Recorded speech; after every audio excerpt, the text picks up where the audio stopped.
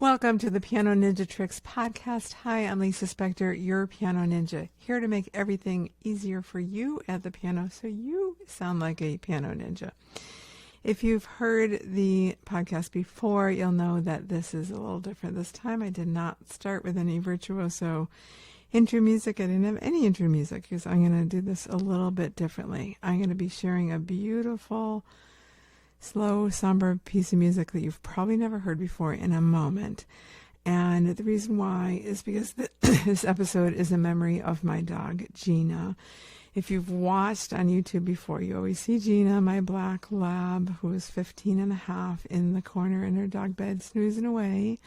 And so since she's not here in body anymore, she's here in spirit. And also the picture. So if you're not watching on YouTube, I have a beautiful picture of Gina, black lab, and the frame says, "All you need is love and a dog."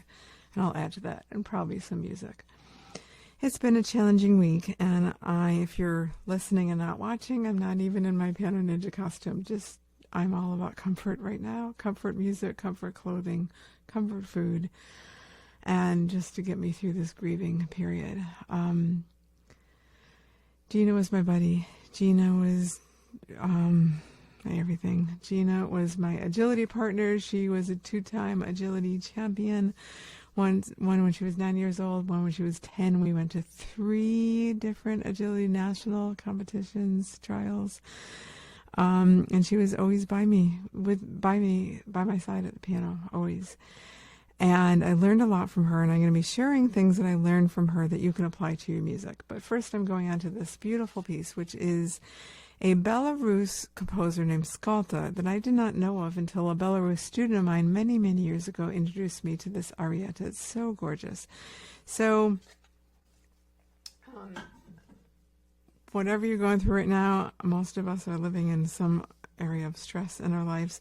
It's a good piece to de-stress. So I will share afterwards why I chose this particular piece to represent my memory of Gina, but for right now, just enjoy it. It's just absolutely sublime.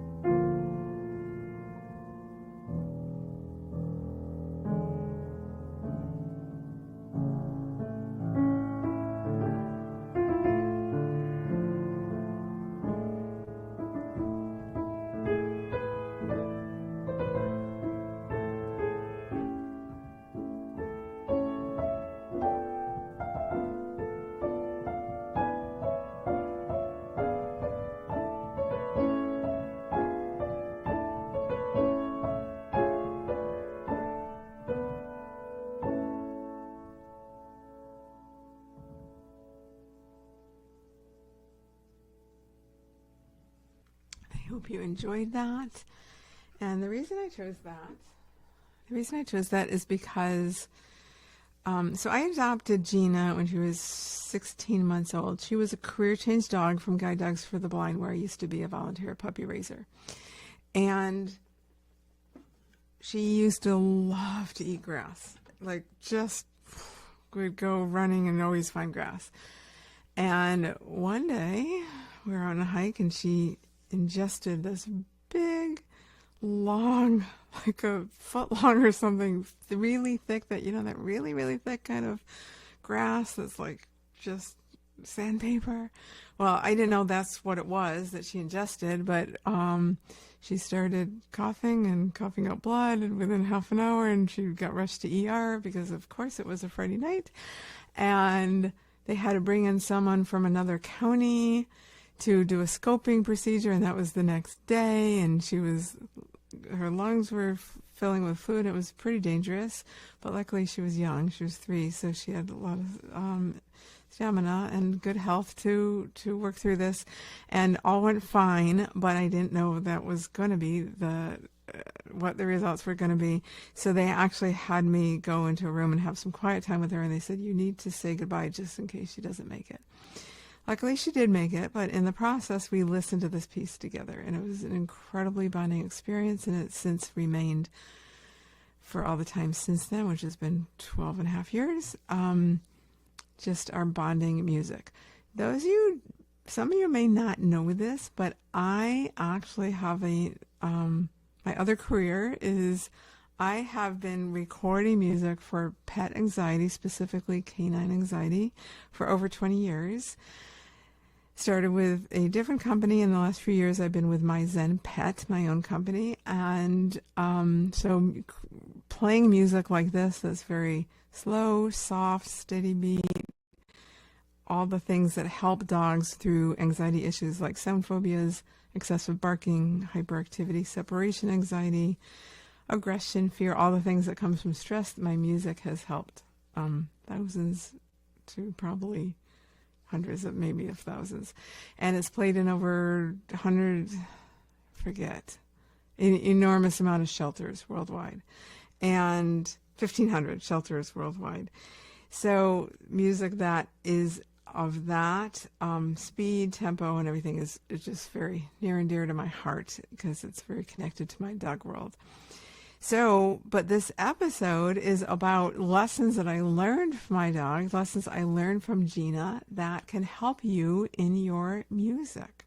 So the first one is patience. Gina had just an enormous amount of patience. She was always waiting for me, always eager, whatever I wanted to do, she did in my timeline, and just was always so patient.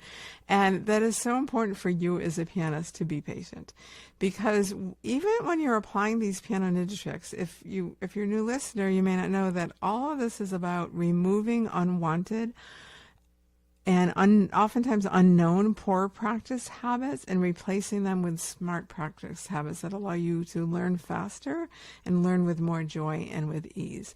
But that does take some patience, and the reason why is because it's never a gradual step-by-step process. If you're listening and not watching, my hand is in an angle, kind of like going up a mountain, but that's never how we improve as a musician. It's always, now my hand is level, we go along, we practice the good habits, we practice more good habits, and then all of a sudden, one day it feels like, well, that's easy. Why was it a struggle?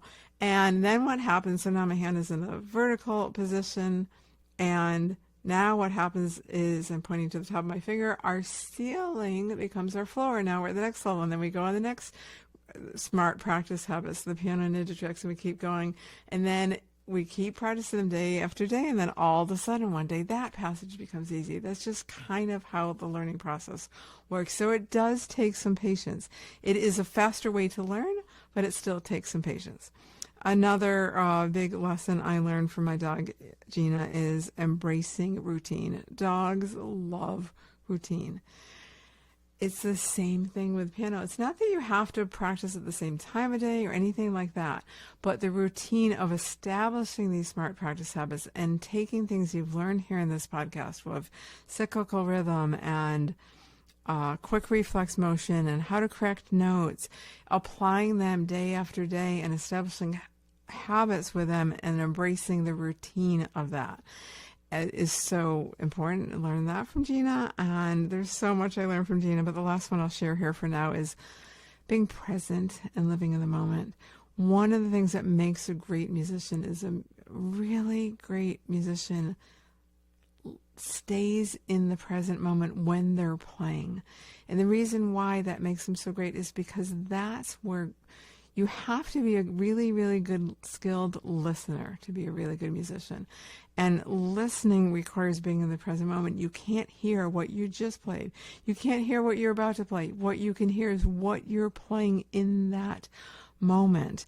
And because piano is one of the few instruments that you don't have to tune as you go along, it's really easy to play by rote and not listen, but you never want that. You really want to be engaged and listening all the time, and that requires an enormous amount of staying in the present, and dogs are masters at that.